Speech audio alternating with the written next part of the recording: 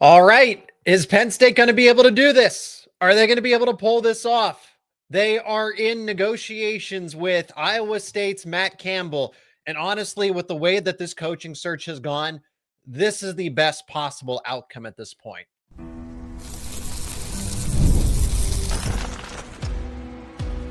You are Locked On Nittany Lions, your daily podcast on the Penn State Nittany Lions. Part of the Locked On Podcast Network, your team every day. And welcome into a live edition of Locked On Nittany Lions, your daily source for all things Penn State sports. My name is Seyko, and I'm your host of the show, credentialed media member for both Penn State football and Penn State wrestling.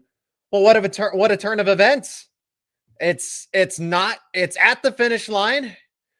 We saw how this went with Kalani Sitake, so I'm not going to get too far ahead of myself, but I do want to prepare for what could be a strong possibility here, because Penn State fans, Penn State as a whole should be grateful that this coaching search materialized to where you were able still to get a strong sitting head coach in Iowa State's Matt Campbell. Because if this does not happen, I'm not sure what's left at this point. We will be talking with all of you in the live chat. I got 30 minutes for you here, just to kind of recap everything that's gone on today. Okay, you had the players taking a stand that this was going to be Terry Smith's job. Players, lettermen, saying that they're not going to stick around if it's anybody but Terry Smith. And then you have Matt Campbell emerge here in the evening on Thursday, December 4th. Matt Campbell would be, under the circumstances, an A-plus hire at this point. As far as overall, again, by comparison, I get it. Not Mike Elko, not Kalen DeBoer, I understand. But he's been a strong head coaching candidate for the longest time. I'm surprised that he's allegedly turned down tons of opportunities to big time jobs, other Power 4 jobs. NFL, he was linked to the Detroit Lions once upon a time. That's according to Josh Pate. We'll get Josh Pate's seal of approval here if and when this actually happens here. But this is a perfect fit. Under the circumstances, again, it's a great fit overall. But for Penn State to almost kind of luck into this, if and when it does happen, again, he has emerged as the primary candidate. Sources that I've spoken with are it's at the finish line. It's trending in the right direction. So again, I won't overreact because I didn't buy into the Kalani Sitake news. I said we got to wait and see about that one. But that's because it wasn't a fit. He went to Pittsburgh. He went to the University of Pittsburgh. Okay, so Penn State's going to hire a Pitt alum. Okay, yeah, I get it. But anchored in Ohio. He's been in Pennsylvania. He's been at Iowa State for the past decade. He is a quality head coach and somebody that Penn State should be very grateful that they landed on under the circumstances after being passively or directly rejected in some sort of capacity here.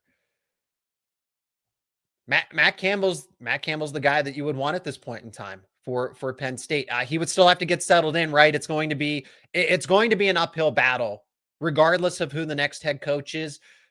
Unless it was, again, we'll talk about Terry Smith in the upcoming segments here, because that I don't want to focus on what the past news was of today when we're right at the finish line of potentially Penn State having its next head coach here. So I want to focus on Campbell first before we talk about, what could happen with Terry Smith, the players, the roster.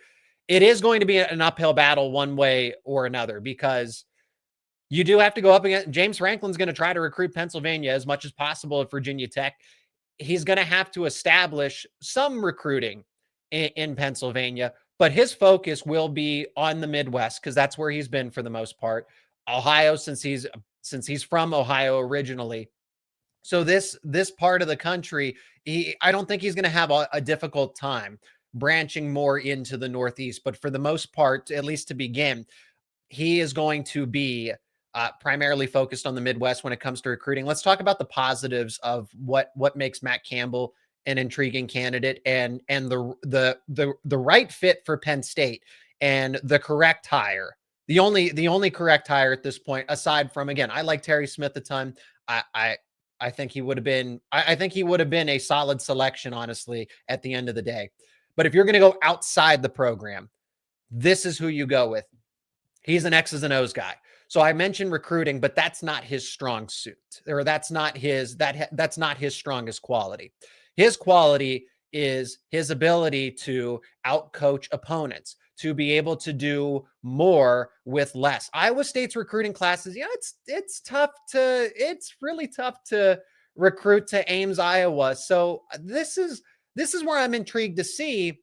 This is where we get to finally understand if Penn State, the institution, which is my expectation, is that you give one of these coaches with upside, you give them the war chest, you give them the resources, you're able to elevate them. Because I think that Matt Campbell was outperforming expectations a ton with what Iowa State is, especially in the transfer portal and NIL era. And this is why this one feels different than the Kalani Sitake pursuit, because, well, BYU, the community, the faith aspect of it, everybody getting involved, the never-ending resources of the Church of Latter-day Saints, right? It is a little bit different here because Iowa State's not going to be able to match whatever Penn State does. And the reason that Matt Campbell hasn't left Iowa State previously is because he never thought of the other programs, or, again, the Detroit Lions. That is on the record. That's not just I think I gave credit to Josh Pate. No, it is actually tangibly reported that the Detroit Lions tried to offer an 8-year contract to Matt Campbell. So he's been pursued by the NFL. Don't think of him as some afterthought candidate, that this is a sympathy hire, that Penn State really has no choice. They're lucky. Pat Kraft, Penn State, the way that this coaching search has gone, to get someone like Matt Campbell, who is a fit, is an X's and O's guy, blue collar, coaches that have described him tough, physical. He's been the offensive line coach in the past. He's been the run game coordinator. So he's going to bring physicality to his game plan. Now it's just about settling in at Penn State, carrying over the culture that you've established at other programs, being at Toledo, okay, Ohio, being in Iowa State, obviously Iowa. Hey, and he's the Cy-Hawk rivalry. It's gone to Matt Campbell as of late. So Campbell's winning against Big Ten teams already. Now it's going to be to be determined about Ohio State and Oregon and everybody else. But I just sit back and I say, this is a major sigh of relief with Matt Campbell potentially being the guy. Again, I'm not trying to get way out in front of this, because Iowa State is going to try to counter here, but I'll just be honest, this doesn't have the same feel of trying to out-negotiate BYU and Kalani Sitake. This is not Matt Campbell's alma mater. This is not somewhere that he's born and raised in Iowa. Again, his home was Ohio. He graduated from the University of Pittsburgh. So he does have, or he went to Pittsburgh. I'm so sorry. I think I said that he graduated from there. He went there for a period of time. So he's been in Pennsylvania, but he graduated from Mount Union College. He's been in Pennsylvania, born and raised in Ohio. This is the best possible outcome for Penn State at this point in time. But then there's the fallout of it, right? So let's talk about the news cycle with Tony Rojas planting his flag in the ground and saying, we're only playing for Terry Smith. Simply put. Okay. That is a bold claim there to say that, especially just given how this coaching cycle has gone. So what does Matt Campbell's immediate future at Penn State look like? We're going to discuss that coming up next here on this live edition of Locked On Nittany Lions, and also talk to you in the live chat. And today's episode is brought to you by Aura Frames. The holidays are officially here, which means gift hunting season is on. And if you want something meaningful, personal, and guaranteed to get a reaction, Aura Frames is the gift that delivers every single time. It's not just something you wrap, it's a way to share memories. Because Aura isn't your average picture frame. You can preload the frame with photos before gifting it. So when they plug it in, the memories are already there. No apps to figure it out, no setup headaches, just instant smiles. It's a great gift for anybody, grandparents, parents, newlyweds, anyone who loves photos. Endless uploads of pictures and 30-second videos through the Aura app. You can add personalized messages right inside the frame so the gift feels thoughtful the moment it's open. And packaging comes gift ready. There's no price tag, no wrapping needed, which is a huge win. And for a limited time, save on the perfect gift by visiting auraframes.com to get $35 off Aura's best-selling Carver matte frames, named #1 by Wirecutter, by using promo code COLLEGE at checkout. That is auraframes.com, promo code COLLEGE. The deal is exclusive to listeners and frames sell out fast. So order yours now to get it in time for the holidays. Support the show by mentioning us at checkout. Terms and conditions apply. Okay. So Matt Campbell is certainly going to have his work cut out for him. The idea is that he's going to bring over the Iowa State roster, which, again, over the past, especially the past couple of seasons, been they hit a little bit of a speed bump in 2022, going 4-8, but they had bouncing back 7-6. You finished first in the conference the following year at 11-3, and then 8-4. So solid season, but again, recruiting to Iowa State, pretty difficult as it gets. In terms of the resources that Iowa State has in the NIL transfer portal era, again, going back to Matt Campbell does more with less. So you give him the war chest. You give him the resources that Penn State can offer. You have the new Adidas deal, right? They've been focusing on trying to get NIL in a space where it is competitive, and it's a lot more competitive than what it was to start. So that's why Matt Campbell would be interested in this situation, because not only is it a fit, but it's also a place for him to succeed. I mean, he passed up on the Detroit Lions. So he's not taking this offer lightly. He's taking this with the intent that, okay, I can be successful here. This is a good spot for me. Now, the short term, the floodgates are going to open up. My anticipation is that this roster is basically going to be a big carryover of Iowa State's. I would hope that Peyton Falzone and Jackson Ford would stay on board. In theory, those guys could transfer out in the new transfer portal window that's after immediately in 2026. I don't want to speak on that. Hey, Falzone and Ford just committed. I don't want to try to rain on that parade, but it is a reality. It's also a reality that Penn State's roster is going to be completely flipped over. It's going to be a lot of Iowa State players that are eligible. For the most part, you would like to think so. And for Matt Campbell, he's going to have to come in and see if he can. I mean, there's a lot of talented players that would have been left over on this Penn State team going into next season. And you want to try to retain some of them. But when you have the possibility that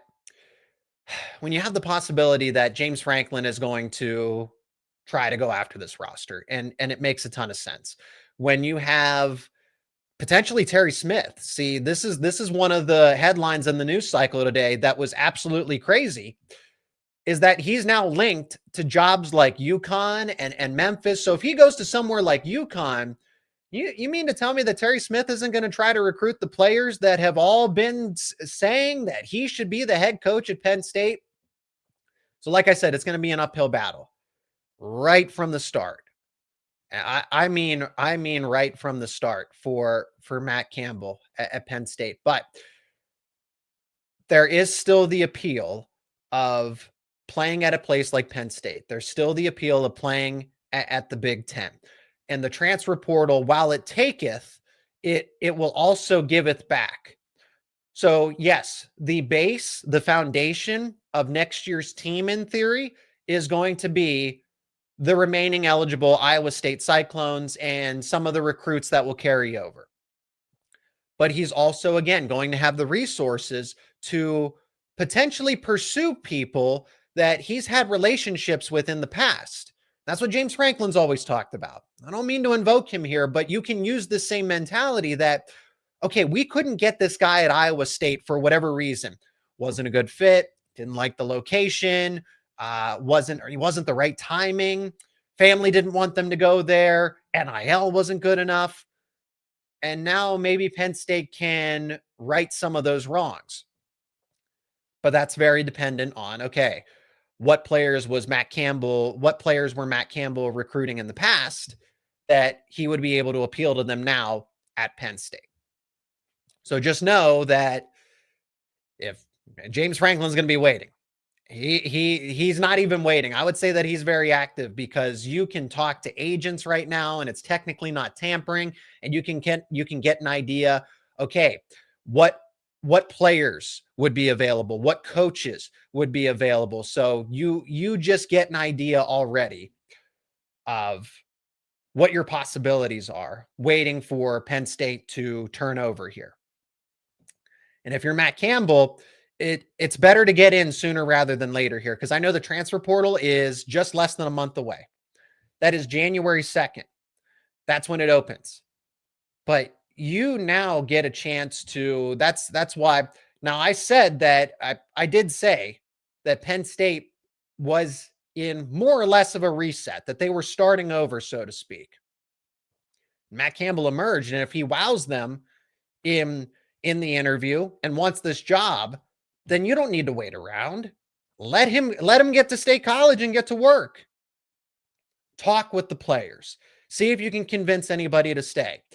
It starts with the quarterback. Now, I think Rocco Becht I think he still has eligibility. So if Matt Campbell's going to bring his QB over, then okay, that's going to complicate things with somebody like Ethan Grunkemeyer, who I would very much like for him to stick around.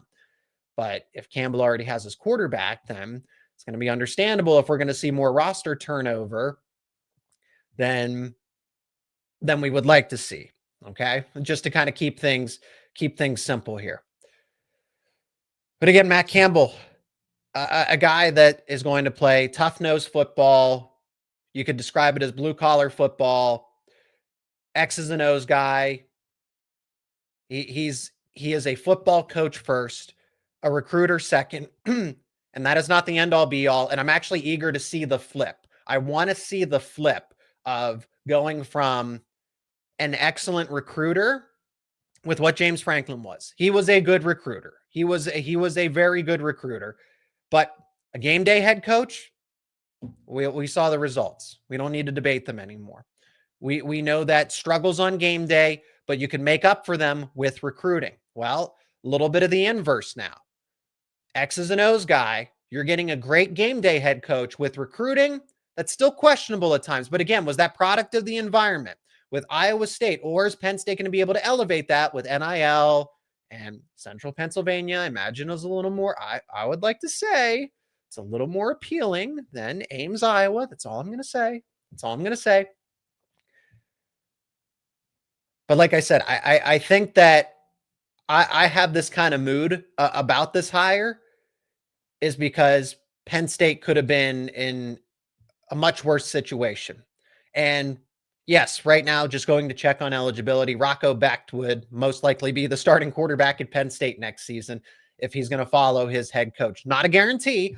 He is from the state of Florida originally, actually. So, but it looks like Beck would be the starting quarterback. You would bring a lot of players over from Iowa State that are still eligible and play a physical caliber of it worked. It worked for the most part in the Big 12. You're going to bring that physical caliber of football back to the Big 10.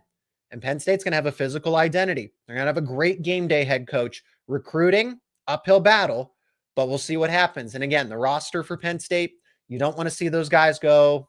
People that come to mind immediately, Tony Rojas, because he's been very vocal. Amari Campbell, King Mack on the defensive side. Players like, where's Max Granville going to end up? I think we forget about him because he was injured. Chaz Coleman's probably going to go to Ohio State. Ethan Grunkemeyer, Kobe Howard, but so be it. This is the future, right? You knew this was going to happen here.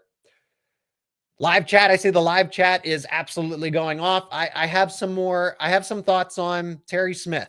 Okay. He's been linked to UConn, Memphis. Doesn't look like he's going to get the head coaching job. It was quite the day in terms of how Penn State players and Letterman were reacting to the possibility of Terry Smith not being the head coach. We're going to talk about that next here on this live edition of Locked On Nittany Lions. Don't go anywhere.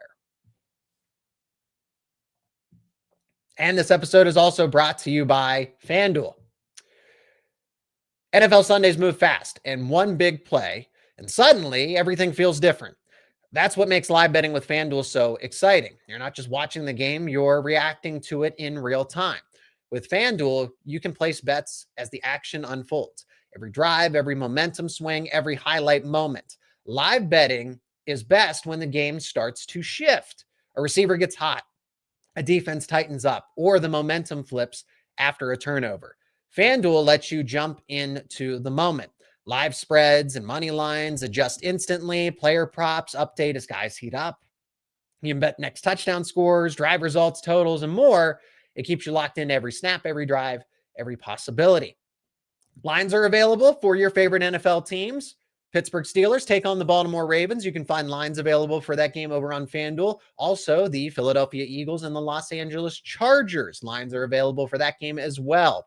So if you want to be right in the middle of the action this season, visit FanDuel.com and place your NFL live bets all season long. That is FanDuel. The game moves fast, and so can you. All right, I promised everybody 30 minutes. And as we approach that time marker,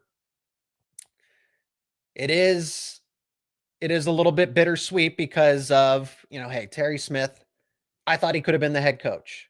And it was predicated on the fact, okay, you'll keep a lot of the talented players. Tony Rojas said that, and again, is this true? Is this not true? Maybe he's just saying it.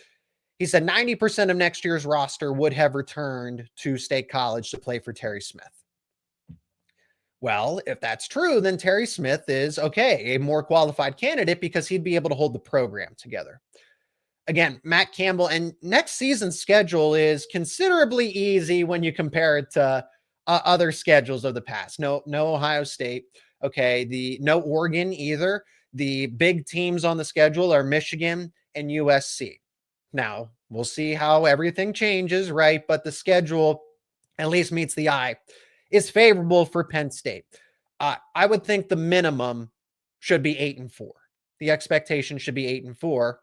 And we'll see. Matt Campbell, can he win a big game right out of the gate, right? Surprise, because you're not going to be favored against Michigan. You're not going to be favored against USC. So those are going to be those moments of what direction Penn State is headed in under the likes of Matt Campbell, if and when this gets finalized. Again, we're talking about it. We're talking about it as it's still trying to get across the finish line. But I don't think Penn State on 24/7 wouldn't put out the report saying that, there's no way that Penn State's pursuing them and they have zeroed in on Matt Campbell as a candidate if it wasn't going to happen. Again, Kalani Sitake, that one was 99% of the way there until the offer got back to BYU. And then they pulled the whole community together. I just don't think Iowa State's going to be able to do that. So great fit. I wanted to talk about Terry Smith in this moment. Don't know how invested we're going to, I don't know that I'm going to get to respond to everybody in the live chat here this evening, but we're going to have plenty more live shows. We're going to have plenty more episodes to talk about this move when it does finally happen. Again, it's trending in the right direction, but be cautious of it too. I do want to remind people, but let's talk about the possibilities here. So Terry Smith, you would like Terry Smith to stay on staff. You don't want him to go to Virginia Tech because he would be a strong recruiter in the state of Pennsylvania. You do not want him to go to UConn, but I do think that Terry Smith has earned his keep as a head coach somewhere. It's probably not at Penn State, but he can be a head coach. I think he's earned that. If that's at UConn, if that's at Memphis, I think those are very comparable jobs for the level that is very stable for Terry Smith. Do I believe that Terry Smith would have been one of the best head coaches right out of the gate in the Big Ten at once he takes over full time? No, I never thought that. But in terms of fit, in terms of what would have been good for the university, Terry Smith was not a bad hire. Okay, he wasn't necessarily the best overall coach that they could have gotten, but give him time. And I think he will. We saw instant improvement over the court week by week. We saw the team get better. We saw Terry Smith get better as a head coach. So it is bittersweet because I like Terry Smith a ton. I appreciate the effort he put in trying to rebound this season. I wonder if he's going to coach at the bowl game. How many players are going to play? Are they going to opt out? Right. This is a senior group that's going to look to go off to the NFL. Probably a lot of them are disappointed when it is Matt Campbell, when he's officially the head coach, that this is going to go the way that it does. That just like, okay, what's the point of a bowl game? I might as well focus on my future. So Terry Smith, you would like to keep him on staff. You would like to keep guys like Ty Howell, Dan Connor, Deion Barnes. Would not shock me if they all went to Virginia Tech, or if some of them actually followed Terry Smith, if he went and became a head coach somewhere else. It would be smart of Matt Campbell to try to keep as many of those guys on board. Phil Troutwine, Anthony Poindexter, those guys are probably gone. People probably won't be concerned, but Marcus Hagans and Danny O'Brien would be gone as well. Guys that were brought here because of James Franklin. Dan Connor, Deion Barnes, Ty Howell. Yes, they probably appreciate Franklin a ton. Trace McSorley, because he gave them their opportunity in coaching at Penn State, but they're also Penn State alum or Penn State grads, lettermen. I hope that Matt Campbell does something that James Franklin never truly did, but bridge all sides of the Penn State community.